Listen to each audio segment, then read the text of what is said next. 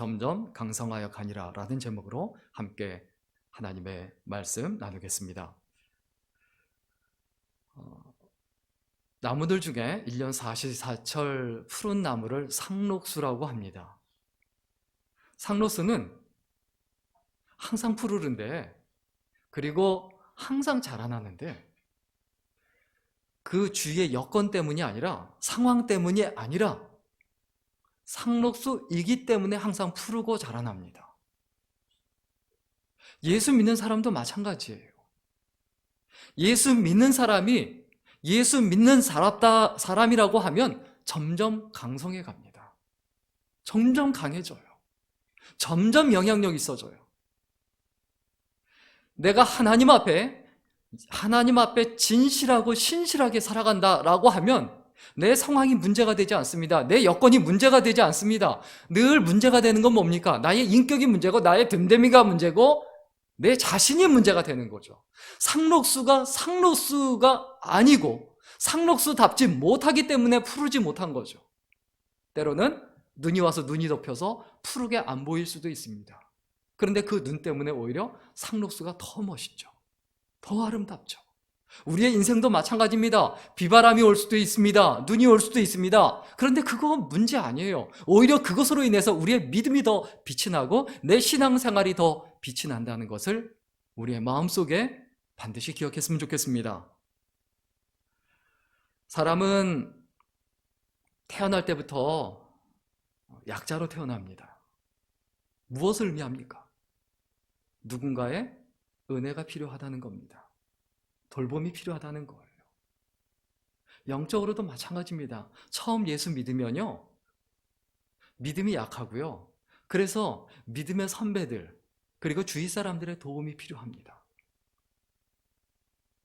내가 영적으로 거듭났을 때, 영적으로 아기일 때, 그때 내 믿음이 약해서 걸음마 단계일 때 누군가의 신앙적인 도움이 필요할 수 있지만, 내가 예수 그리스도를 5년 믿고 10년 믿고 20년 믿고 30년 믿었다라고 하면 이 말씀, 하나님의 말씀, 점점 강성하여 가니라, 이 말씀이 남의 이야기가 되면 안 되지 않습니까?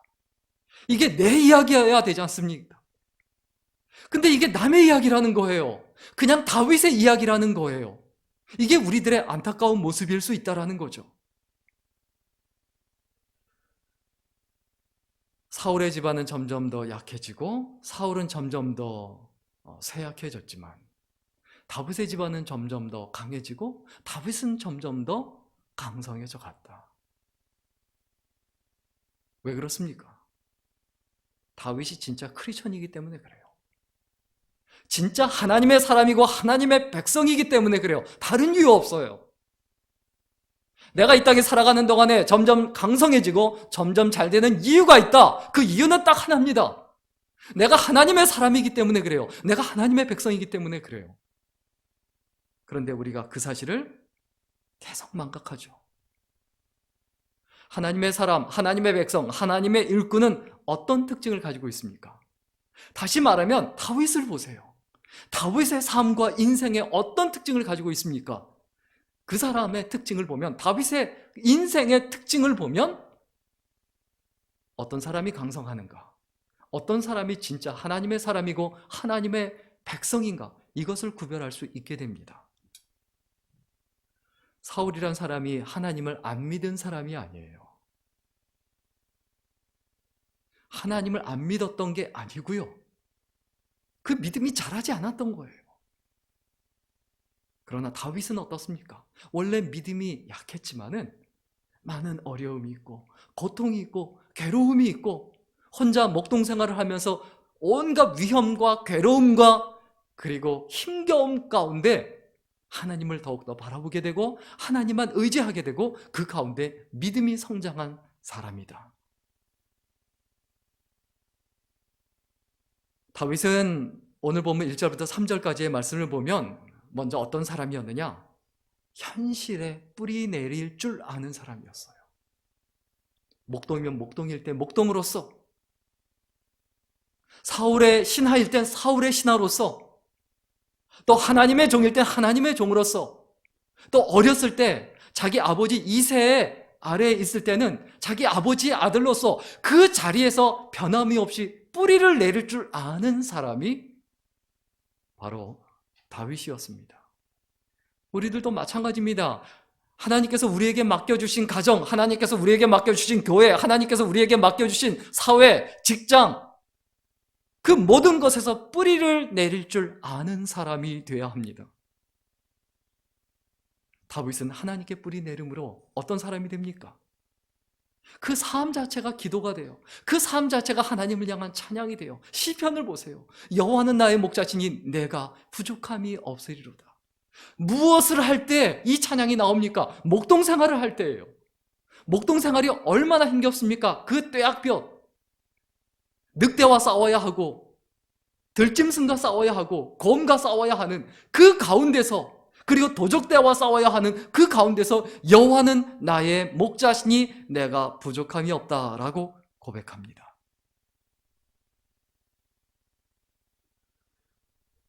다윗은 하나님께 철저히 뿌리 내렸기 때문에 이스라엘 백성이 위험에 빠졌을 때, 하나님의 이름이 모욕을 당할 때 골리앗을 쓰러뜨릴 수가 있었습니다. 다윗이 철저히 하나님께 뿌리 내리고 있었고 현실에 뿌리 내릴 줄 알았기 때문에 사울 왕에게 그 핍박을 당하면서도 사울 왕에게 등을 돌리지 않았죠. 사울 왕에게 등을 돌리지 않을 수 있었던 결정적인 이유가 뭡니까? 하나님께 뿌리를 내렸고 그 하나님께 뿌리를 내린 것이 현실에 뿌리 내린 것으로 그대로 나타나고 드러납니다. 그리고 사울을 피해 여기저기 도망 다닐 때도 자기에게 찾아온 그 600명의 부하들, 그리고 그 가족들까지 2000명은 넘었을 거로 보이는데 그 사람들을 절대 버리지 않았어요. 끝까지 책임집니다. 다윗이 사무엘 선지자에게 왕이 될 것이라고 기름 부음을 받습니다. 기름 부음을 받고서도 20년 동안 고통을 당하고 괴로움을 당하고 어려움을 겪습니다. 그런데 그 어려움을 겪으면서 불평하거나 원망하거나 낙심하지 않고 하나님만을 바라보는 훈련의 기회로 삼았어요. 자아를 깨뜨리고 자기 자신의 못난 자아를 깨뜨리는 기회로 삼았어요. 인간의 욕심을 빼버리는 기회로 삼았어요. 이렇게 하나님께서 맡겨놓으신 그 현실, 하나님께서 보내주신 그 현실에 뿌리 내리자 어떤 일이 벌어집니까? 오늘 보면 1절 말씀 우리 같이 읽을까요? 1절 말씀입니다. 같이 읽습니다. 시작. 이스라엘 모든 지파가 헤브론에 이르러 다윗에게 나와 이르되 보소서 우리는 왕의 한 고륙이니이다. 현실에 뿌리 내리니까 하나님께서 맡겨주신 그 자리에 정말 진정으로 예배자로서 하나님의 일꾼으로서 뿌리 내리니까 사람들이 찾아오더라라는 거예요. 불황자로 살아도 사람들이 몰려오고 찾아오지 않습니까? 마찬가지입니다. 이 당시에 사람도 죽고 요나단도 죽고 이스보셋도 죽고 사실 이스라엘 지파 12지파의 사실은 명실상부한 이때 왕은 누구냐? 다윗이에요. 그런데 12지파 중에 한 지파인 그냥 유다 지파의 왕으로 살아갑니다. 그냥 거기에 뿌리 내리고 나는 유다 지파고 유다 지파 출신이고, 그리고 헤브론이 어떤 것입니까? 하나님께서 보내놓으신 곳, 하나님께서 보낸 곳이라고 여기고 그곳에서 왕으로 살아갑니다. 그런데 그곳에 다른 지파의 모든 장로들이 다 나와서 뭐라고 말합니까? 보소서 우리는 왕의 한 고륙이니이다. 뿌리 내린 사람은 움직이지 않습니다. 그러니까 다른 사람들이 오는 거예요. 왜 다른 사람들이 나한테 오지 않냐? 내가 뿌리 내리지 못하니까. 열매를 맺지 못하고 열매가 없으니까, 그 자리에 열매를 맺지 못하니까 사람들이 신뢰하지 못하는 거예요. 만약에 다윗이 그 자리에 뿌리를 내리지 않았다면 이스라엘 장로들이 절대 찾아오지 않습니다.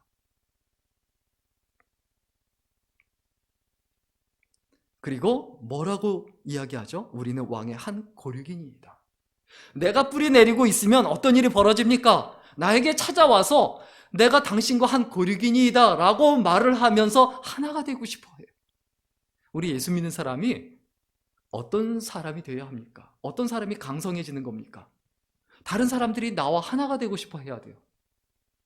다른 사람들이 나와 같이 하고 싶지 않아. 저 사람은 아니야. 저 사람은 믿을 수가 없어. 이런 평가를 받고 있다라고 하면 내가 강성해질 수가 없어요. 그건 불가능한 일이에요. 그리고 다윗이 현실에 뿌리 내리고 있자 어떤 일이 벌어집니까? 2절 말씀 우리 같이 읽겠습니다. 2절 말씀입니다. 같이 읽습니다. 시작. 전에 곧 사울이 우리의 왕이 되었을 때에도 이스라엘을 거스려 출입하게 하신 분은 왕이시었고 여호와께서도 왕에게 말씀하시기를 내가 내 백성 이스라엘의 목자가 되며 내가 이스라엘의 주권자가 되리라 하셨나이다 하니라. 현실에 뿌리 내린 사람은요, 하나님께서 인정하세요. 하나님께서 인정하세요. 자, 하나님께서 인정한 사람, 그 사람의 특징이 뭘까요? 사람에게도 인정받습니다. 오늘 본문 보세요.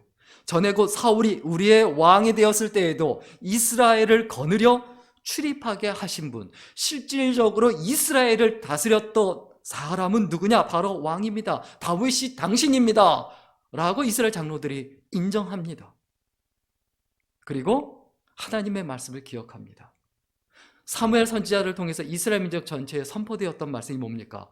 여호와께서도 왕에게 말씀하시기를 내가 내 백성 이스라엘의 목자가 되며 내가 이스라엘의 주권자가 되리라 하셨나이다 하니라. 하나님께 인정받는 사람은 누구에게도 인정받는다고요? 사람에게도 인정받습니다. 사람에게 인정 못 받는 사람이 하나님께 인정받았다? 고민해 봐야죠. 처음엔 좀 그럴 수 있어요. 그런데 예수 그리스도를 10년, 20년 믿는데 사람에게 여전히 인정을 못 받는다? 가까운 사람에게, 주변에 있는 사람에게, 그리고 멀리 있는 사람에게 인정 못 받는다? 믿음에 문제가 있는 거예요. 하나님께 인정 못 받는 겁니다.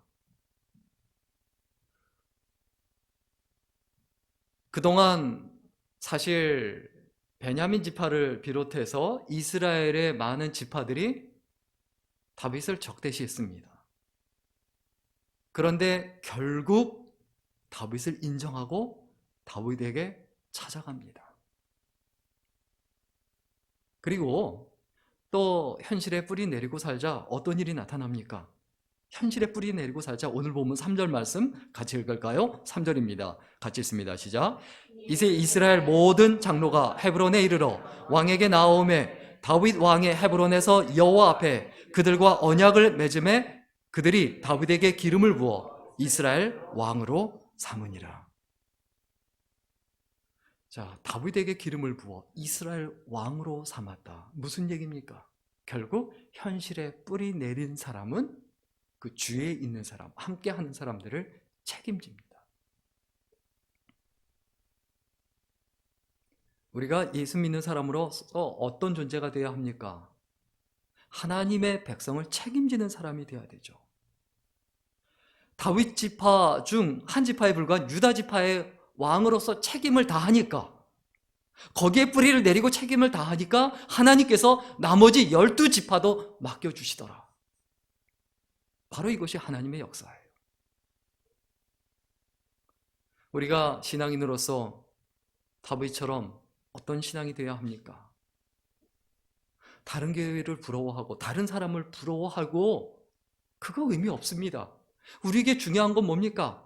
내가 뿌리 내릴 곳이 어딘가, 이게 명확하고 분명해야 돼요. 이게 명확하고 분명하지 않으면 교회가 흔들릴 뿐만이 아니라 내 인생이 흔들리는 거예요. 내 삶의 열매가 없는 거예요. 그리고 다윗은 또한 4절과 5절에 보면 어떤 사람입니까? 우리 4절 5절 말씀 같이 읽을까요? 같이 읽겠습니다. 시작. 다윗이 나이가 30세에 왕위에 올라 40년 동안 다스렸으되 헤브론에서 7년 6개월 동안 유다를 다스렸고 예루살렘에서 33년 동안 온 이스라엘과 유다를 다스렸더라. 자, 다스렸다. 이 다스렸다라는 말이 뭐죠? 히브리어 마샬, 책임졌다라는 뜻이죠. 그 위에 군림했다라는 게 아니고 책임졌다라는 거예요. 40년 동안 하나님께서 유다라는 한 지파를 맡겨주셨어도 끝까지 책임졌고, 이스라엘 전체를 맡겨주셨어도 끝까지 책임졌다.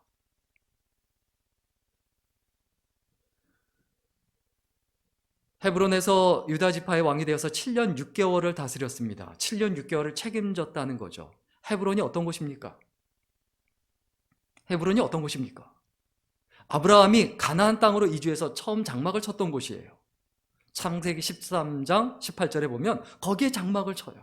그리고 거기서 예배를 드리고 제단을 쌓습니다. 아브라함이 이곳에서 헷 족속으로부터 막벨라 굴을 구입하고 사라를 장사 지낸 곳이에요. 이삭과 야곱과 이런 족장들이 계속해서 거주했던 것이 바로 헤브론입니다. 그리고 레위 지파의 그 고핫 족속, 레위 지파 고핫 족속에 도피성이 있던 곳이에요. 한마디로 헤브론은 어떤 곳이냐? 헤브론은 신앙의 성지예요. 믿음의 성지예요. 왜 다윗이 헤브론으로 갔는가? 아브라함이 있었던 곳, 이삭이 있었던 곳, 야곱이 있었던 곳, 그곳에서 오랫동안 제단을 쌓았던 곳, 그곳에서 자기가 제단을 쌓은 거죠.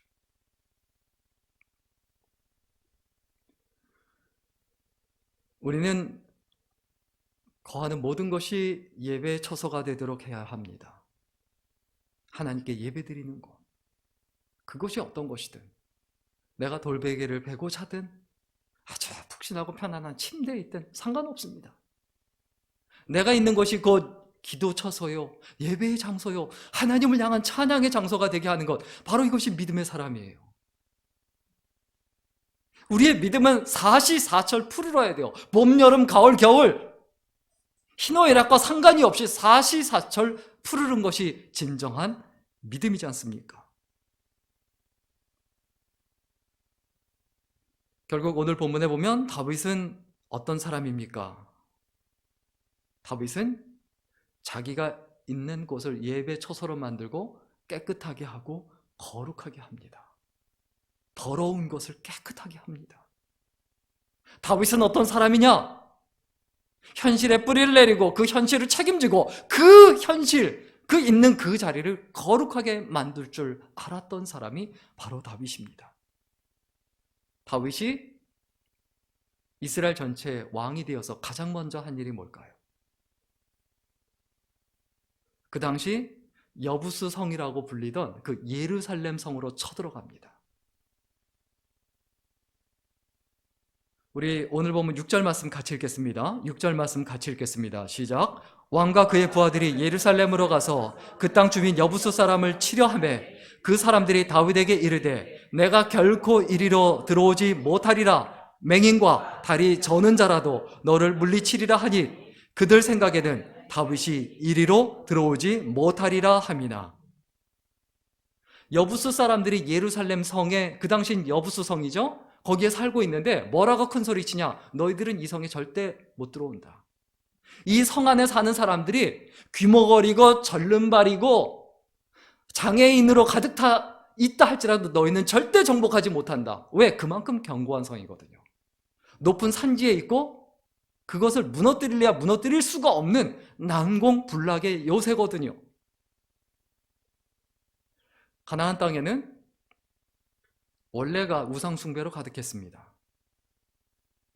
주변에 있는 다른 지역들은 이스라엘 백성이 다 쫓아내서 우상 숭배가 없어졌고 죄악이 사라졌는데 그 한가운데 있는 그 예루살렘 성, 거기에는 가나안 족속이 여전히 살면서 거기에 동성애가 만연하고 우상 숭배가 만연하고 그리고 약자를 무시하고 강자들만을 위한 그런 어떤 성으로 존재하고 있었어요. 하나님께서 출애굽을 하게 하셔서 이스라엘 백성을 통해 가나안 땅을 거룩하게 만들길 원하셨습니다.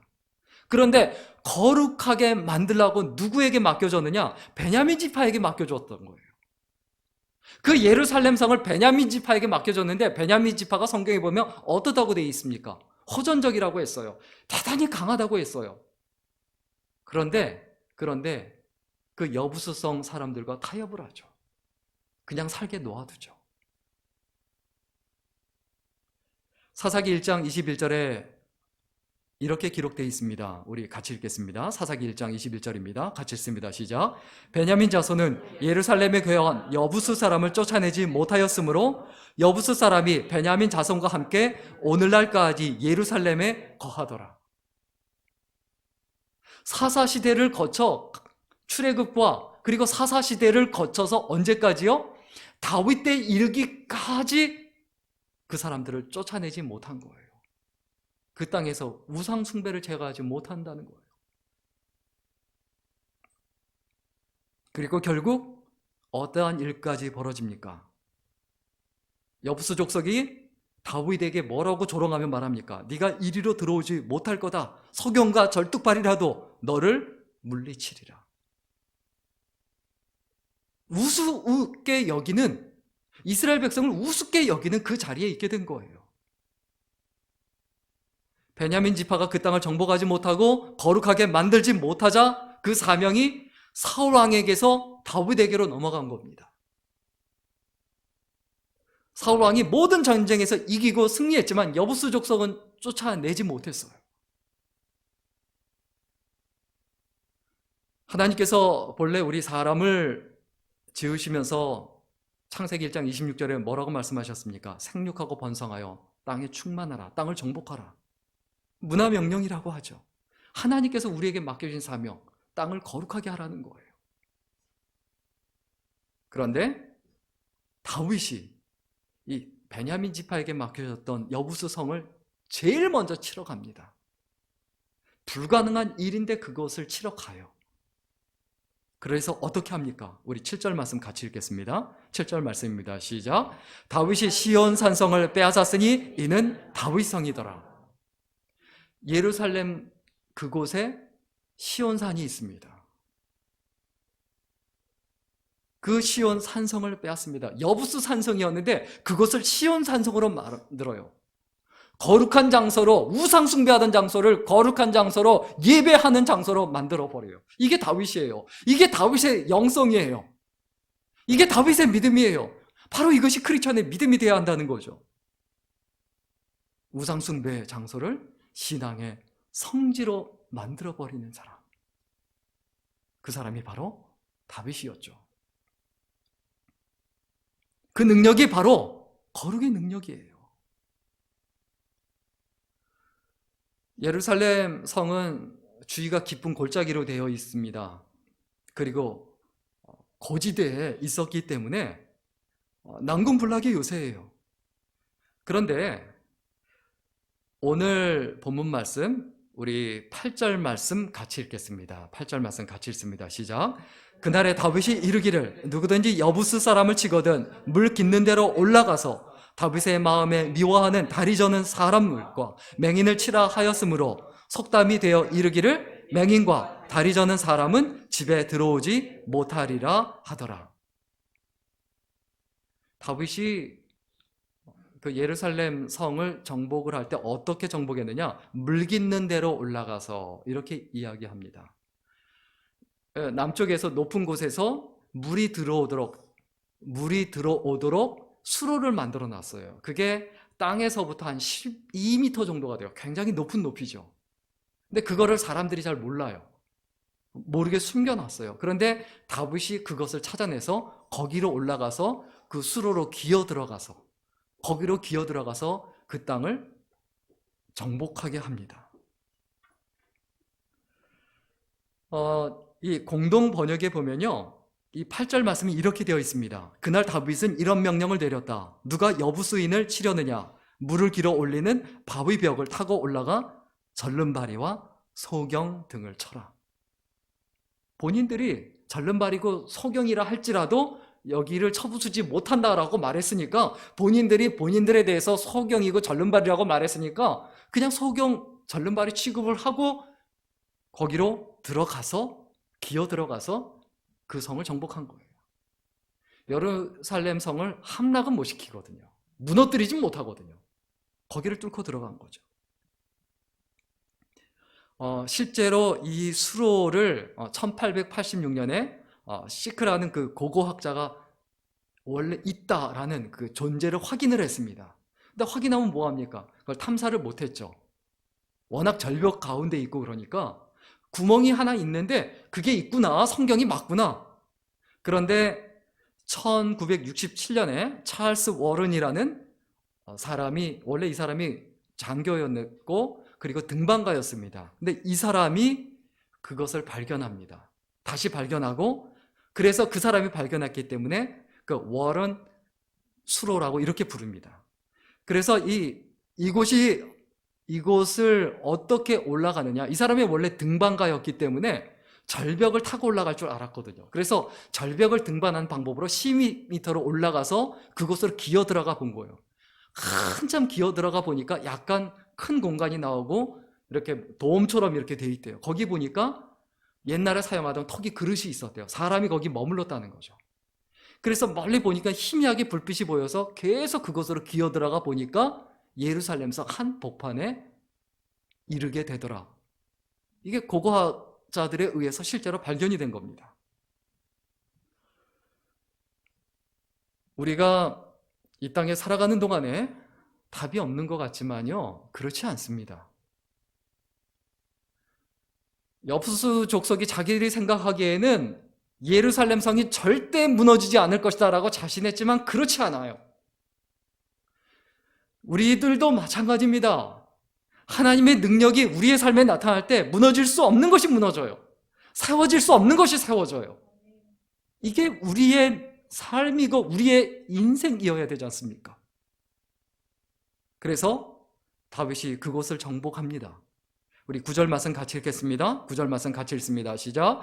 다윗이 그 산성에 살면서 다윗성이라 이름하고 다윗이 밀로에서부터 안으로 성을 둘러 쌓으니라.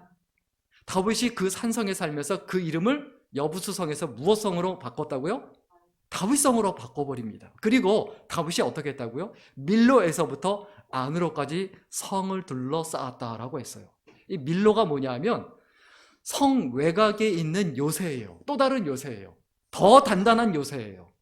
그런데 그 요새에서부터 쭉 둘러서 그 밀로라는 그 요새만큼 성 전체를 더 단단하게 둘러쌌다는 거예요. 왜 그렇습니까? 더 단단하게 만들어서 외부와 차단을 해서 거룩이 유지되는 것.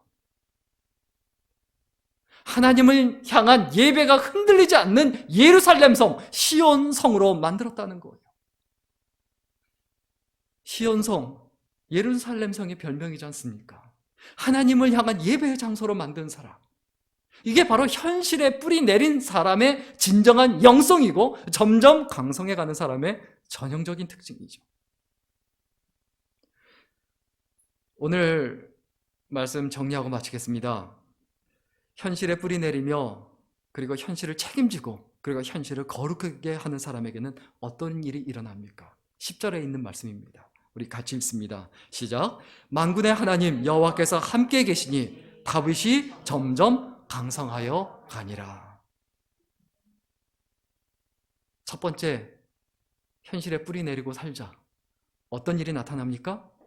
여호와께서 함께 계시니. 함께 계신다라는 것은 무엇을 의미합니까? 하나님께서 책임져 주시는 인생을 살아간다는 거예요. 하나님께서 도와주시는 인생을 살아간다는 거예요. 하나님의 능력이 나의 능력이 되는 인생을 살아간다는 거죠. 하나님이 함께 하시는 인생을 살아갈 수 있기를 주의 이름으로 간절히 축원합니다. 하나님께서 함께 하시는 인생을 살아가니까 어떻게 됩니까? 다윗이 점점 강성하여 가니라. 하나님은 어떤 하나님이라고 오늘 본문 10절에 표현하고 있습니까? 만군의 하나님이라고 표현하고 있어요. 군자가 무리 군자가 아니고 군사 군자예요. 많은 군대, 수많은 군대, 절대 패배할 수 없는 군대를 이끌고 움직이시는 그 하나님. 그 하나님께서 지켜주시고 도와주시고 또 우리를 이끌어 주십니다. 강성해질 수밖에 없죠. 우리가 이 땅에 살아가는 동안에 하나님의 말씀을 명확하고 분명하게 붙잡고 살아가야 합니다. 그 말씀이 무엇입니까? 네가 어느 자리에 있든 하나님께서 보내주신 곳으로 여기고 그곳에 뿌리를 내려라. 그곳에서 열매를 맺어라. 네가 그곳에서 열매를 맺지 못하면 너는 다른 곳에서도 열매를 맺지 못한다. 네가 그곳에서 열매를 맺을 때 하나님께서 더 푸르게 하시고 더 많은 열매로 더 많은 것으로 맡겨주신다. 네가 지금 있는 곳이 한 달란트 맡은 사람처럼 초라하다고 여기지 말고 2달란트 맡은 사람, 그리고 5달란트 맡은 사람으로서 충성해라. 그것에서 열매를 맺어라. 그러면 더 많은 것으로 채워주시겠다. 하나님의 약속입니다. 여러분, 우리가 이 말씀을 보며 이 말씀 가운데서 항상 승리하고 믿음으로 하나님만 바라보고 하나님만 의지하고 하나님만 따라감으로 승리하는 귀한 인생, 소중한 인생이 될 수 있기를 주의 이름으로 간절히 축원합니다.